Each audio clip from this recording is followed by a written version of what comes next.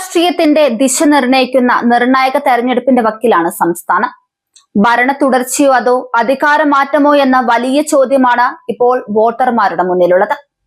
ഒരു ദശാബ്ദം നീണ്ട ഭരണത്തിന് ശേഷം വീണ്ടും ജനവിധി തേടുന്ന സാഹചര്യത്തിൽ ജനങ്ങളുടെ മനോഭാവം എന്താണ് എന്നതിനെ കുറിച്ച് രാഷ്ട്രീയ വേദികളിലും പൊതു ചർച്ചകളിലും വലിയ ആകാംക്ഷയാണ് ഉയരുന്നത്. സർവേകൾ പലതും പുറത്തു വരുമ്പോഴും യഥാർത്ഥ വിധി നിർണയിക്കുന്നത് വോട്ടർമാരുടെ തീരുമാനമായിരിക്കും. തെരഞ്ഞെടുപ്പിൽ ആര് വിജയിക്കും, ഭരണമാറ്റമോ തുടർ ഭരണമോ എന്നതൊക്കെ എല്ലാവർക്കുമുള്ള പ്രധാന സംശയമാണ്.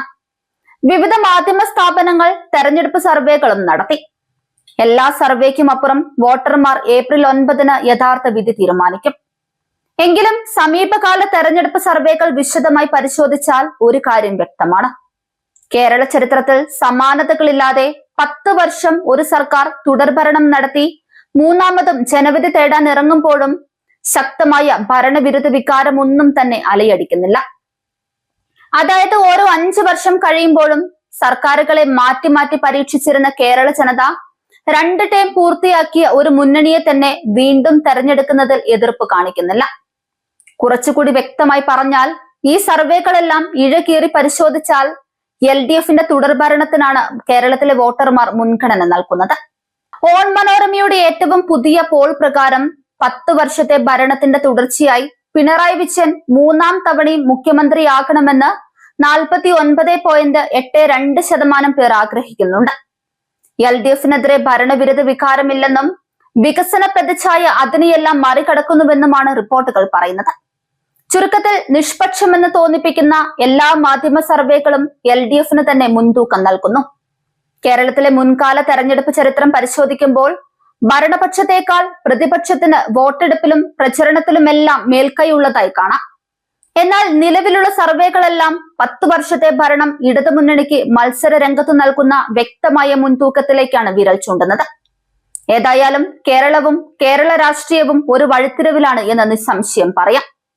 വോട്ടർമാർ ഒരു സുസ്ഥിര സർക്കാരിനെ പിന്തുണയ്ക്കുമോ അതോ ചിതറിപ്പോകും വിധത്തിലുള്ള വിധിയെഴുത്തുണ്ടാകുമോ എന്നതാണത്. വികസനം നിലനിർത്താൻ വ്യക്തമായ ജനവിധി വേണമെന്നാണ് LDF ആവശ്യപ്പെടുന്നത്. പിണറായി വിജയന്റെ 10 വർഷത്തെ ഭരണം വളർച്ചയും സാമൂഹിക സ്ഥിരതയും കൊണ്ടുവന്നു എന്നാണ് ഭരണപക്ഷം അവകാശപ്പെടുന്നത്. സംസ്ഥാനം ആദ്യമായി അതിദാരിദ്ര്യം നിർമ്മാർജ്ജനം ചെയ്തു. 64,006 കുടുംബങ്ങളെ അതിദാരിദ്ര്യത്തിൽ നിന്ന് മോചിപ്പിച്ചതായി 2025 നവംബർ 1 സർക്കാർ പ്രഖ്യാപിച്ചു. ഇതിനൊപ്പം 60 ലക്ഷത്തിലധികം കുടുംബങ്ങൾക്കുള്ള ക്ഷേമ പെൻഷനുകൾ, സൗജന്യ വിദ്യാഭ്യാസവും ആരോഗ്യ പരിചരണവുമെല്ലാം ഭരണ തുടർച്ചയ്ക്കുള്ള വാദങ്ങളായി അവർ ഉയർത്തുന്നു. നേരെ മറിച്ച് ഒരു തൂക്കുസഭ പദ്ധതികളുടെ വേഗത കുറയ്ക്കുകയും ഉത്തരവാദിത്തമില്ലാതാക്കുകയും ചെയ്യും. അതേസമയം 2 ടേമിലായി 10 വർഷം അധികാരത്തിലിരിക്കുന്ന സർക്കാരിനെ വെല്ലുവിളിക്കാൻ പ്രതിപക്ഷത്തിനാകുന്നില്ല എന്നതും ചർച്ച ചെയ്യേണ്ടതാണ്. പ്രതിപക്ഷത്തിന്റെ പ്രചരണങ്ങൾ ഒന്നും തന്നെ ജനങ്ങളിലേക്ക് കാര്യമായി എത്തുന്നില്ല. കേരളത്തിന്റെ മുൻഗണനകളുമായി ഒത്തുപോകാൻ അവരുടെ ദേശീയ നേതൃത്വത്തിന് സാധിക്കുന്നില്ല.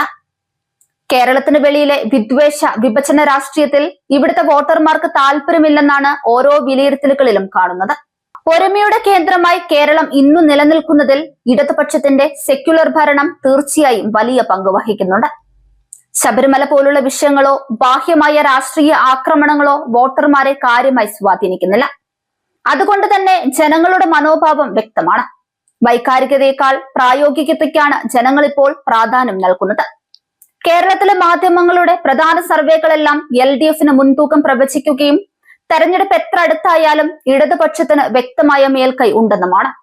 ഏഷ്യാനെറ്റ് അഫിലിയേറ്റഡ് സർവേകൾ പോലും കഴിഞ്ഞ തവണ LDF 70-ലധികം സീറ്റുകളോടെ ഭരണ തുടർച്ച നേടുമെന്നാണ് പ്രവചിച്ചത്. BJPയുടെ സാന്നിധ്യം വർദ്ധിക്കുന്ന ത്രികോണ പോരാട്ടത്തിലും LDFനാണ് നിലവിൽ മുൻതൂക്കമെന്ന് ഓൺ മനോരമ റിപ്പോർട്ട് ചെയ്യുന്നു. ഇടതുപക്ഷത്തിന് കീഴിലുള്ള കേരളത്തിന്റെ വികസന യാത്ര വേണോ അതോ വികസനത്തെ മുരടിപ്പിക്കുന്ന തൂക്കുസഭ വേണോ എന്ന ചോദ്യത്തിന് ഉത്തരം കണ്ടെത്താൻ വോട്ടർമാർക്ക് മുന്നിൽ കൃത്യമായ ചോയ്സ് ഉണ്ടെന്നതിലേക്കാണ് ഇക്കാര്യങ്ങൾ വിരൽ ചൂണ്ടുന്നത്. ഒരു ദശകത്തെ സുസ്ഥിര നേതൃത്വത്തിന് ശേഷം വികസനത്തിന്റെ തുടർച്ചയ്ക്കായി LDFന് 3ാം ഊഴം നൽകാനാണ് വോട്ടർമാർ കൂടുതലായി താല്പര്യപ്പെടുന്നത് എന്നാണ് ഓരോ സർവേ ഫലവും വെളിപ്പെടുത്തുന്നത്.